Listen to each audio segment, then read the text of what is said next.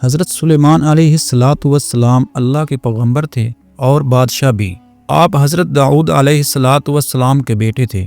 باپ کی وفات کے بعد تخت کے وارث بنے۔ آپ کے پاس ایک انگوٹھی تھی جس میں اللہ نے ایک خاص خوبی رکھی تھی۔ اس معجزاتی انگوٹھی کی بدولت آپ کو بادشاہی ملی۔ ایک مرتبہ ایسا ہوا کہ جس انگوٹھی کی بدولت آپ جنوں، انسانوں اور حیوانوں پر حکومت کرتے تھے، وہ انگوٹھی گم ہو گئی۔ اس کا گم ہونا تھا کہ آپ تخت سے محروم ہو گئے، جس کی وجہ سے سلطنت ہاتھ سے نکل گئی۔ یہ انگوٹھی شیطان کے ہاتھ لگ گئی۔ کچھ عرصہ بعد شیطان کے ہاتھ سے دریا میں گر گئی۔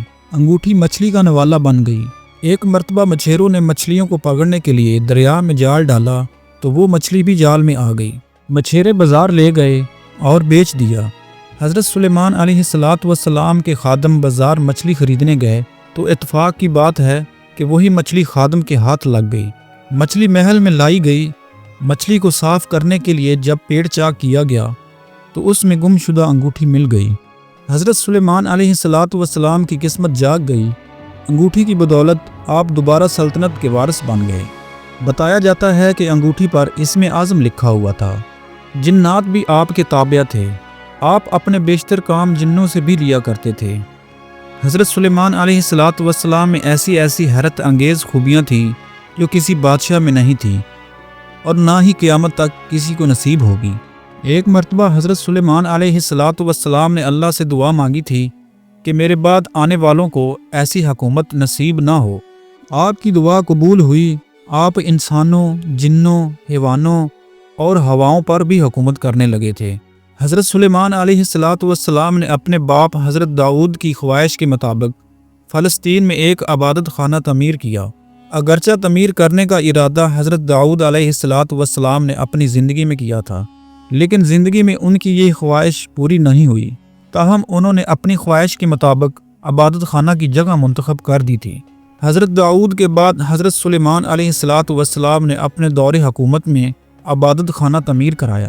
اس لیے اس عبادت خانے کا نام ہیکل سلیمانی لکھا گیا۔ ہیکل سلیمانی کی تعمیر 1012 قبل مسیح میں ہوئی۔ تعمیر کا کام 7 سال تک جاری رہا۔ روایت کے مطابق بہت بھاری تعداد میں لوگوں نے تعمیر کے کام میں حصہ لیا۔ بعض روایات کے مطابق 2 لاکھ مزدوروں نے کام کیا۔ اسرائیلی روایت میں حیرت انگیز بات یہ پائی جاتی ہے کہ تعمیر کے دوران جنوں نے بھی حصہ لیا۔ وہ دور دراز کے مقامات سے پتھر اٹھا کر لاتے تھے اور دیواریں چنتے تھے۔ تاریخ سے یہ بات معلوم ہوتی ہے کہ اس عبادت خانہ کی لمبائی 90 فٹ، چوڑائی 30 فٹ اور اونچائی 45 فٹ تھی۔ اس کے اندر ایک مخصوص جگہ بنائی گئی تھی جہاں تابوت سکینہ رکھا گیا۔ یہ ایک صندوق کی شکل میں تھا یا ایک صندوق تھا۔ یہ بہت متبرک مانا جاتا تھا۔ اس میں یہودیوں کے تبرکات رکھے گئے تھے۔ قرآن کریم میں اس کے کچھ ارشادات ملتے ہیں۔ وہ یہ کہ جب اسرائیلیوں کے ہاتھوں سے یہ متبرک صندوق نکل گیا تو فرشتے اس کی حفاظت پر مامور تھے۔ اس میں آل موسیٰ اور آل ہارون علیہ السلام کی نشانیاں تھیں، اس لیے ان کے نزدیک یہ صندوق بہت متبرک مانا جاتا تھا۔ روایت ہے کہ عصائے موسیٰ بھی اسی صندوق میں تھا۔ یہ عصا حضرت شعیب علیہ السلام نے حضرت موسیٰ علیہ السلام کو عطا کیا تھا۔ ان میں پتھر کی وہ تختیاں بھی تھیں جو طور سینہ پر اللہ تعالیٰ نے حضرت موسیٰ کو عطا کی تھیں، اور اس میں نوادرات کے نسخے بھی تھے۔ جب طالوت اسرائیلیوں کا بادشاہ بنا تو یہ صندوق دوبارہ بنی اسرائیل کے ہاتھ آ گیا۔ تابوت سکینہ حاصل کرنے کے لیے طالوت کو ایک عظیم جنگ لڑنا پڑی۔ یہ جنگ کافروں سے لڑی گئی۔ اس جنگ میں طالوت نے اللہ تبارک تعالیٰ سے دعا مانگی تھی کہ اے رب، مجھے صبر کرنے کی صلاحیت عطا کر، مجھے ثابت قدم رکھ اور کافروں پر فتح دے۔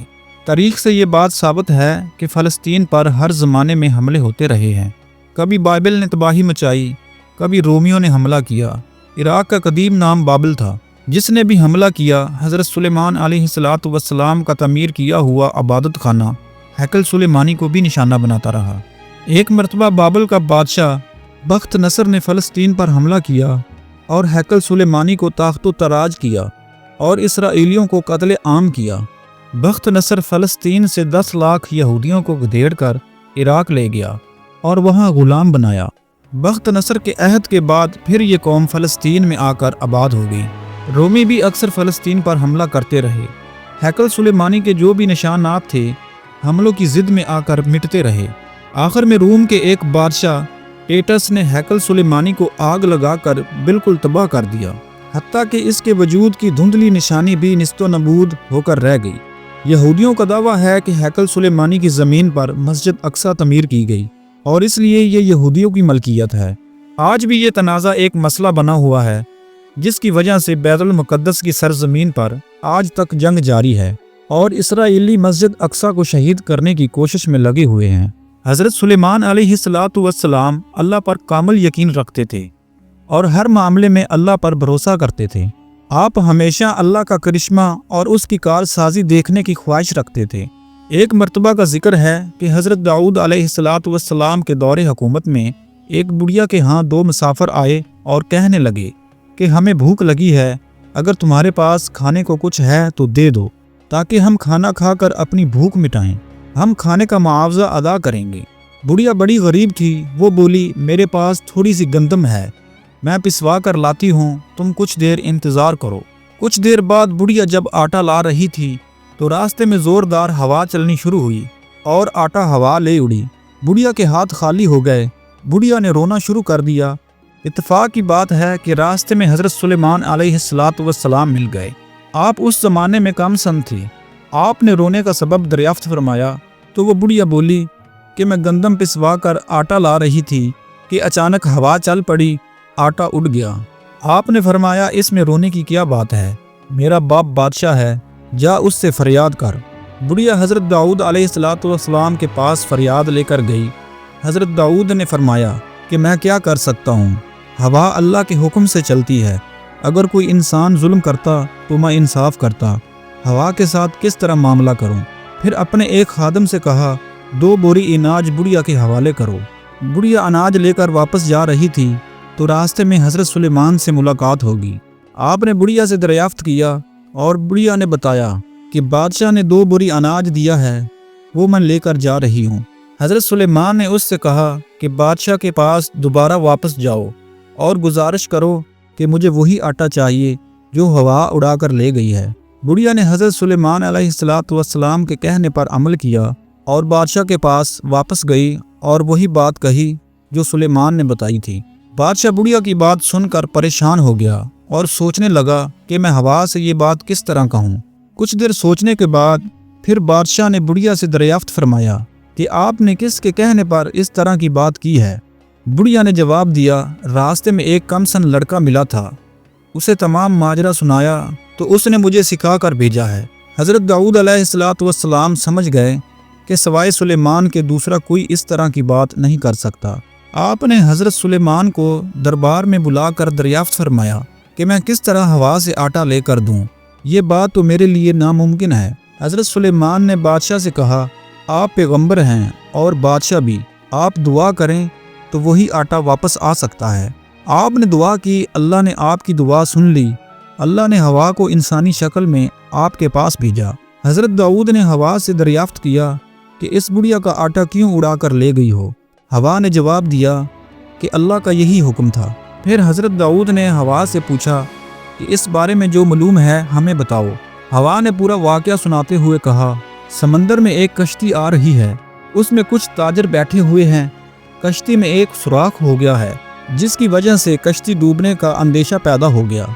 कश्ती में बैठे हुए ताजरों ने खुदा से मन्नत मानी कि ए खुदा, अगर कश्ती डूबने से बच गई तो हम इसका आधा हिस्सा दाऊद बादशाह के दरबार में पेश करेंगे ताकि वो गरीबों में तकसीम करे। उनकी दुआ कबूल हुई।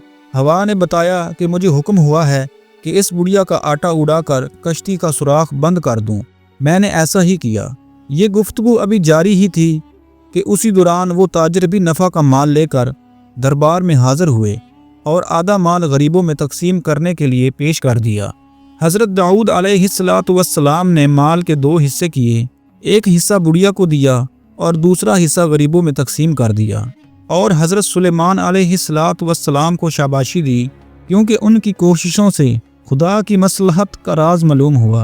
हज़रत दाऊद ने बुढ़िया को उसका हक दिलवाया और हज़रत सुलेमान की हिकमत की दाद दी। ये वाक़या इस बात की दलील बन गया कि अल्लाह की हिकमत हर चीज़ में पोशीदा होती है और वही बेहतरीन मसलहत वाला है। جو بھی اس پر بھروسہ کرتا ہے اللہ اسے ایسے طریقوں سے نوازتا ہے جو انسان کی سوچ سے بلا تار ہوتے ہیں۔ دوستو، اللہ کی حکمت پر یقین رکھیں کیونکہ وہی سب سے بہترین فیصلہ کرنے والا ہے۔ اگر آپ کو ہماری یہ کہانی پسند آئی ہے تو روشنی کے مسافر کو سبسکرائب کریں اور بیل آئیکن کو دبائیں تاکہ ہماری ہر نئی کہانی سب سے پہلے آپ تک پہنچے۔ ہمیں کمنٹ میں اپنی رائے سے ضرور آگاہ کریں۔ روشنی کے مسافر ہمیشہ آپ کے ساتھ ہیں۔ اللہ حافظ۔